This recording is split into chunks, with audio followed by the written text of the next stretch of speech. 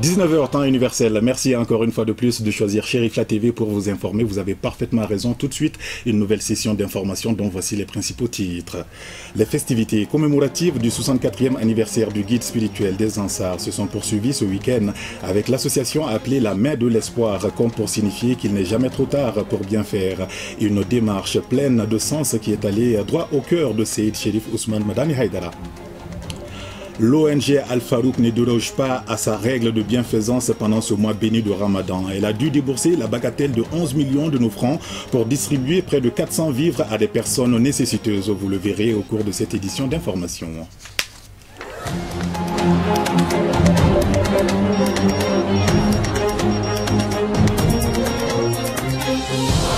Nous sommes le lundi 27 mai 2019. Merci encore et bienvenue dans cette nouvelle session d'information sur Cherifla à télévision. Le guide spirituel des Ansars a reçu en audience une délégation de leaders religieux, d'associations féminines de la jeunesse, ainsi que des notabilités du quartier Bankoni Diaminabougou. Ils sont venus féliciter et apporter leur plein soutien à Seyd Cherif Ousmane Madani Haïdara suite à sa brillante élection comme nouveau président de l'organisation fêtière de l'islam qu'est le Haut Conseil islamique du Mali, une marque d'estime appréciée, hautement appréciée par le guide. Suivant ce reportage signé Loutou Sidibé, mais la voix est celle de Moussa Fomba. Il s'agit pour ces leaders religieux, leaders d'associations féminines, de la jeunesse, les notabilités du quartier Bangoni Dianguinébougou en commune 1 du district de Bamako de se féliciter du choix porté sur un de leurs pour occuper l'instance suprême de la Oumma islamique du Mali. Seyd Cherif Ousmane Madani Haïdara, car c'est de lui qu'il s'agit, réside à Bangoni Dianguinébougou depuis plusieurs années. Les visiteurs du jour ont formulé des vœux de bénédiction à l'endroit du guide pour l'accomplissement des missions assignées au bureau du Haut Conseil islamique du Mali qu'il dirige. Tout d'abord, pour commencer, j'aimerais remercier le bon Dieu de nous avoir donné comme voisin à Seyd Cherif Ousmane Madani Haïdara, qui est notre guide spirituel. Nous sommes là ce soir pour remercier le bon Dieu, toujours dans le même sens, pour désigner Seyd Cherif Ousmane Madani Haïdara comme le président du Haut Conseil islamique du Mali. Vraiment, cela nous a plu. Comme mon frère vient de le dire, nous sommes de ce quartier, c'est un voisin à nous, à qui nous avons beaucoup de confiance. C'est un homme, il est affable, il est pieux, j'ai dit tout, Ousmane Madani Haïdara, il est tout pour nous dans ce quartier ici. Donc c'est un homme, il est véridique. Nous, les jeunes de Dianguinébougou, nos pères, nos mamans, tous les enfants de ce quartier apportent leur soutien au guide spirituel des Ansars Ousmane Cherif Madani Haïdara. Donc notre visite, l'objet qu'elle a, c'est de venir remercier pour sa désignation à la tête du Haut Conseil islamique du Mali. Le guide spirituel des Ansars, se réjouissant d'une telle visite, a souligné l'importance de la démarche qui consiste, a-t-il dit, à témoigner de l'existence d'une cohabitation harmonieuse dans le quartier. Il a ensuite formulé des vœux de bénédiction à l'endroit des visiteurs ainsi qu'à toute la population du quartier.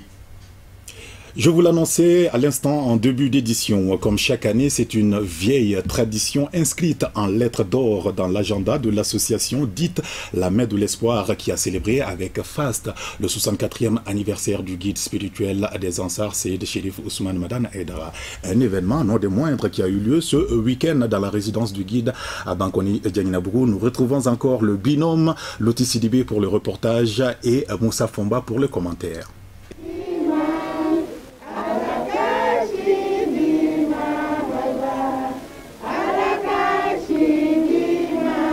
C'est à travers des chants religieux, des poésies et des prières que l'association La Main de l'Espoir a célébré le 64e anniversaire du guide spirituel des Ansars Seyd Cherif Ousmane Madani Haïdara de la plus belle manière qui soit. Créée sur la base des idéaux du guide il y a plus d'une dizaine d'années, cette association se fixe comme objectif l'épanouissement et l'amélioration du cadre social des femmes à travers la formation professionnelle. Nous sommes là aujourd'hui pour fêter l'anniversaire de notre cheikh Seyd Cherif Ousmane Madani Haïdara au nom de l'association Mère de l'Espoir. Et on est très contente aujourd'hui. L'association de Mère de l'Espoir, c'est une association qui n'a d'autre objectif d'aider la religion musulmane et puis contribuer au développement social aussi. Ce que Seyd Cherif Ousmane Madani Haïdara a fait pour nous est grand. vraiment. Il a été un père, un guide. Nous demandons au bon Dieu de lui donner une longue vie dans la santé, la joie et le bonheur. Il a été tout pour nous. Ce que nous faisons est peu à ce que lui il a fait pour nous. On est très émus. Après avoir reçu les cadeaux symboliques, le guide, visiblement très ému, a remercié l'assistance pour cette marque de considération et d'affection à l'endroit de sa modeste personne avant de formuler des vœux.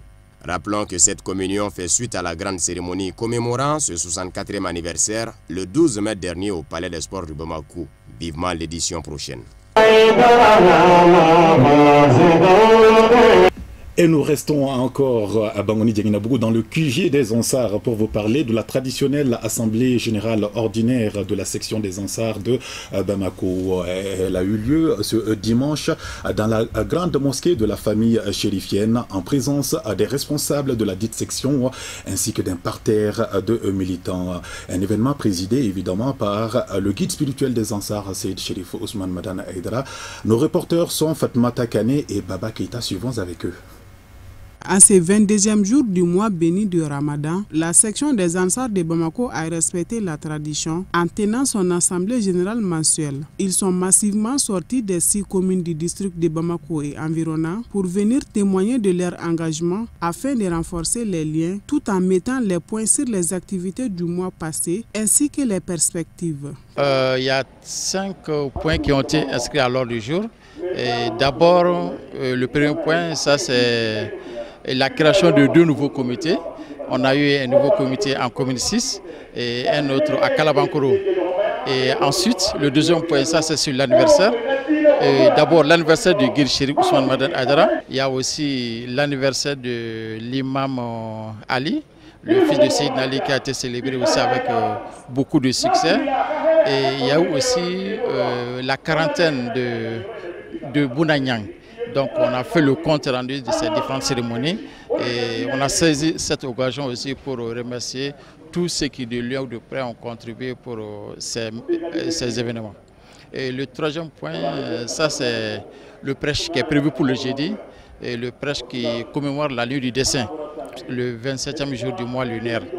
Ensuite, le quatrième point, ça c'est le ziara comme ce que je viens de dire. Et le cinquième et le dernier point, ça c'est l'entraide entre les Ansars. Et vous savez, notre guide, c'est un homme exemplaire. Il s'est beaucoup battu pour le salut de cette humanité. Donc nous aussi, à notre devoir, nous devons entre nous être utiles, être solidaires, s'entraider et surtout en ce moment béni, en ce moment exceptionnel de ce mois lunaire.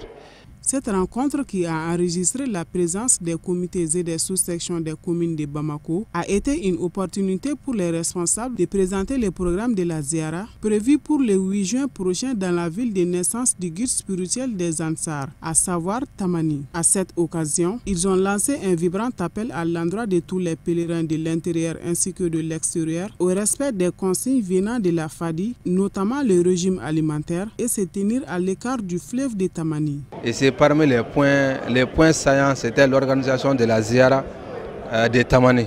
Donc nous demandons aux militants, aux sympathisants, à toute personne qui désire aller faire la Ziara, d'aller doucement. Parce que les savants ont dit qui va lentement va sûrement. Donc nous demandons à tout le monde d'aller doucement, étant donné que le jour du départ est connu. Le départ c'est le vendredi 7 juin 2019. Et la Ziara elle-même aura lieu le samedi 8 juin 2019. Donc la date étant connue, les horaires étant connus, nous demandons à tous les pèlerins d'aller doucement pour arriver sains et saufs.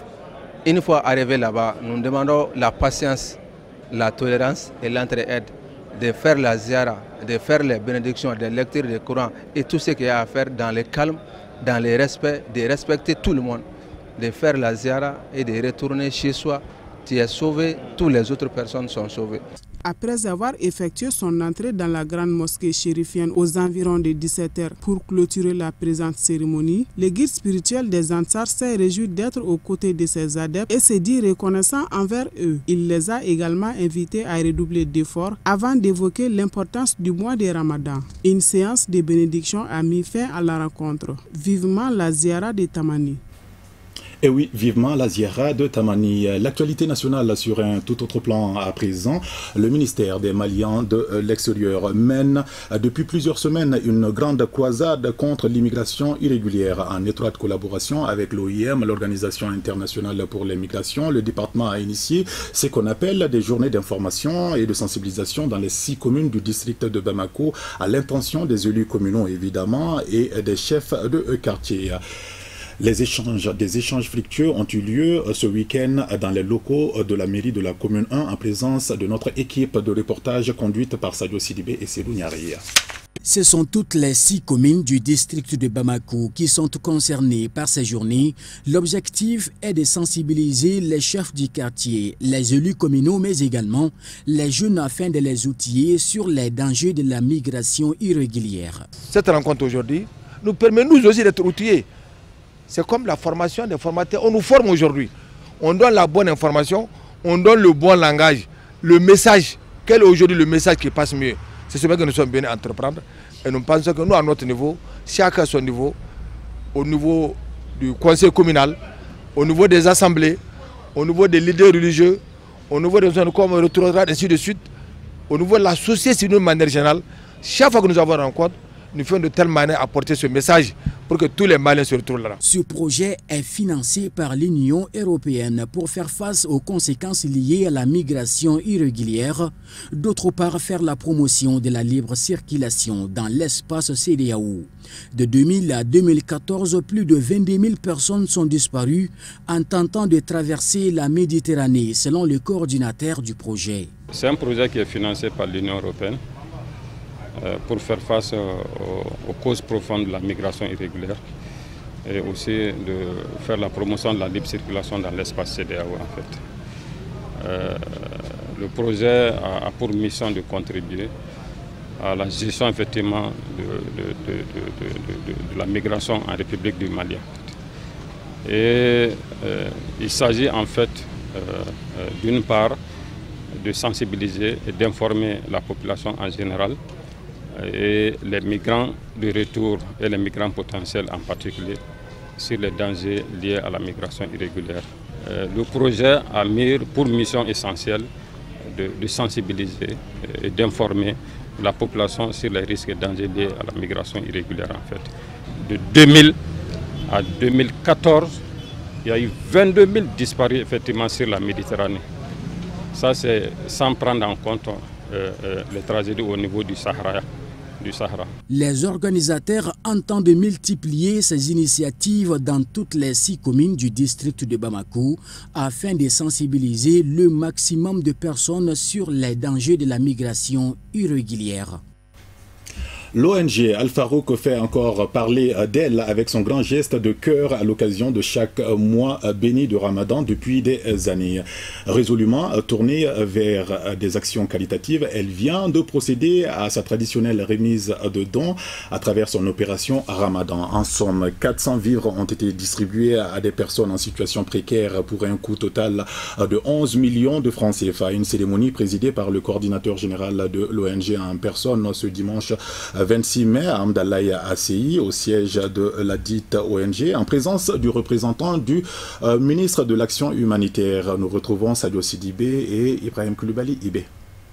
En respectant la tradition, le Ramadan de chaque année, le philanthrope l'imam Ibrahim Kontaou et directeur général de l'ONG Al-Farouk voilà encore au secours de ces coreligionnaires qui sont en situation de détresse dans le but de leur permettre de passer cette période de pénitence et de partage dans de bonnes conditions.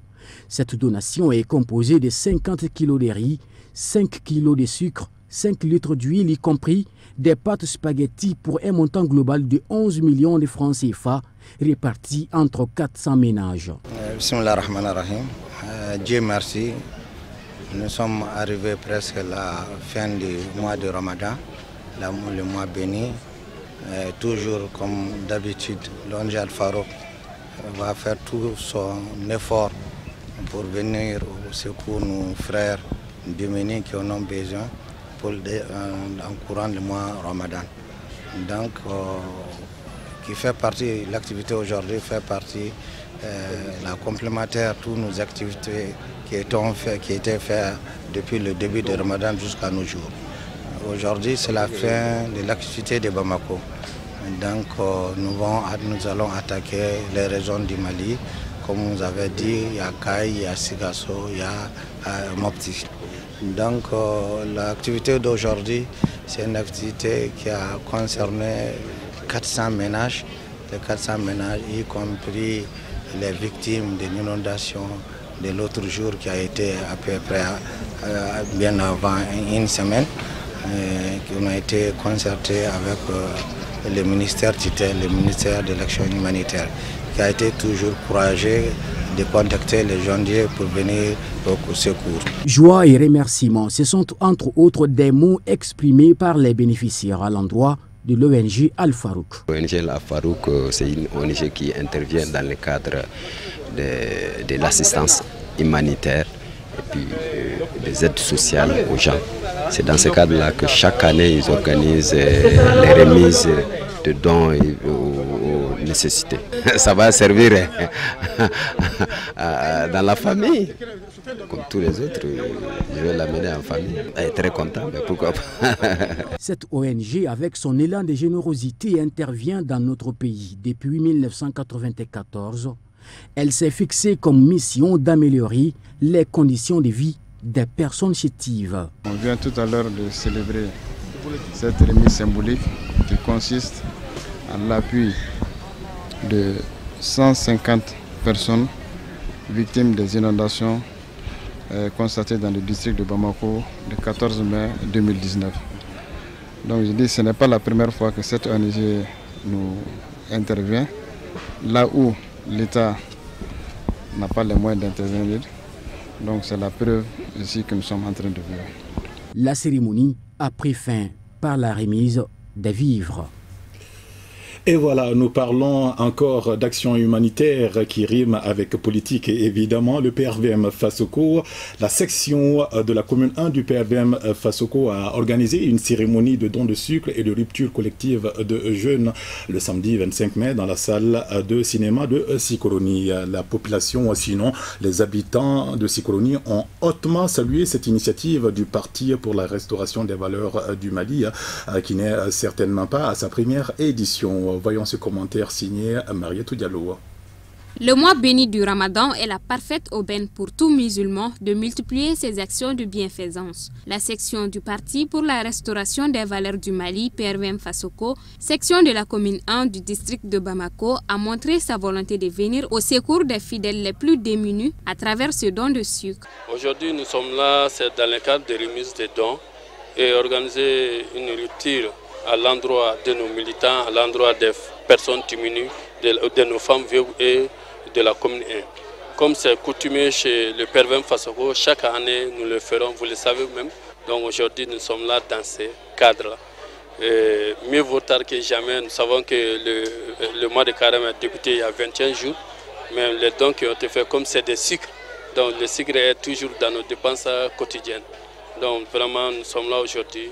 C'est dans le cadre de l'ambiance toute l'année entre les militants du PRVM Fasoko plus ses dirigeants de la commune 1. L'annonce que j'ai à lancer à tous les Maliens, ça c'est de rester soudés, la cohésion sociale, la solidarité, le bienfait, car le bienfait n'est jamais perdu. Que les Maliens se donnent la main pour que le pays puisse aller de l'avant.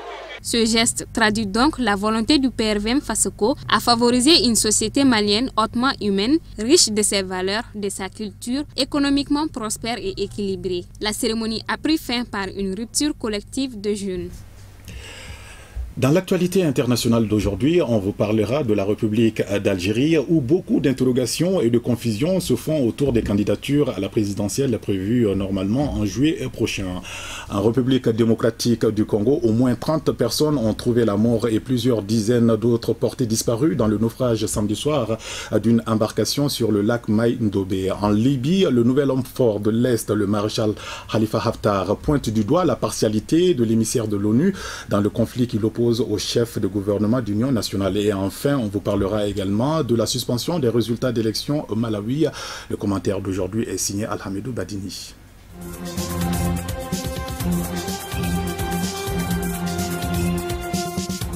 L'élection présidentielle en Algérie reste fixée au 4 juillet prochain. Les candidats avaient jusqu'à minuit ce samedi 25 mai pour déposer leur dossier. La radio nationale a annoncé dimanche qu'aucune candidature n'avait finalement été déposée, mais le Conseil constitutionnel a démenti cette information. Selon un communiqué diffusé en fin de matinée, 2 hommes, Abdelhakim Hamadi et Hamid Touari, ont déposé leur candidature auprès du Conseil constitutionnel ce samedi 25 mai. Dimanche matin pourtant, la radio nationale annonçait qu'aucun candidat n'avait déposé de dossier alors que la date limite ce samedi à minuit avait été dépassée. Les journalistes qui ont attendu devant le Conseil constitutionnel affirment quant à eux n'avoir pas vu ces 2 hommes.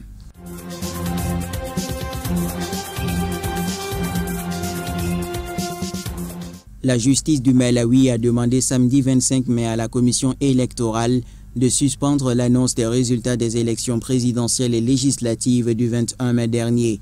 Elle ordonne le recomptage des bulletins d'un tiers des districts du pays après une plainte de l'opposition. L'annonce de la haute cour de Lilongwe samedi intervient à la suite d'une plainte du principal parti d'opposition, le Parti du Congrès du Malawi, qui affirme avoir recensé des irrégularités dans 10 des 28 districts électoraux du pays, qui remettent en question l'authenticité des premiers résultats des élections présidentielles et législatives imprimés par la commission électorale selon le parti d'opposition.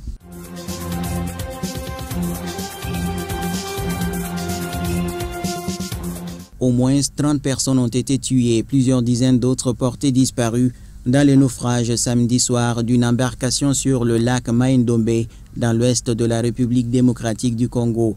Le bilan est encore provisoire. Il y a 183 rescapés. Le bateau avait embarqué plus de 350 passagers et les recherches se poursuivent sur le lac. Le nombre exact de passagers est difficile à établir en raison de la présence de clandestins sur ce bateau de type baleinière. La République démocratique du Congo, plus grand pays d'Afrique subsaharienne quasi dépourvu de route, est souvent endeuillé par ce genre de tragédie.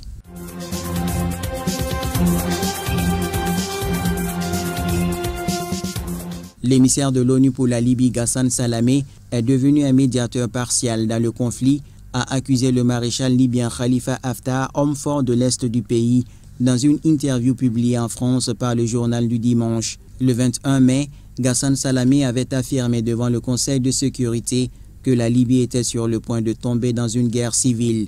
Le diplomate libanais avait averti que les combats opposant près de Tripoli Khalifa Haftar au gouvernement d'union nationale pourraient conduire à la division permanente du pays. La partition de la Libye, c'est peut-être ce que nos adversaires veulent. C'est peut-être ce que Ghassan Salamé souhaite aussi, a déclaré Khalifa Haftar. Mais tant que je serai vivant, jamais cela ne se produira.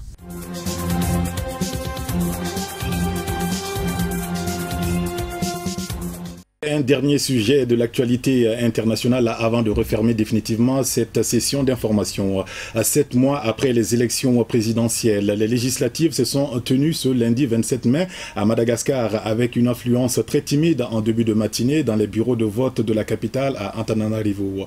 Ils étaient un peu plus de 10 millions d'électeurs appelés aux urnes pour élire leurs députés.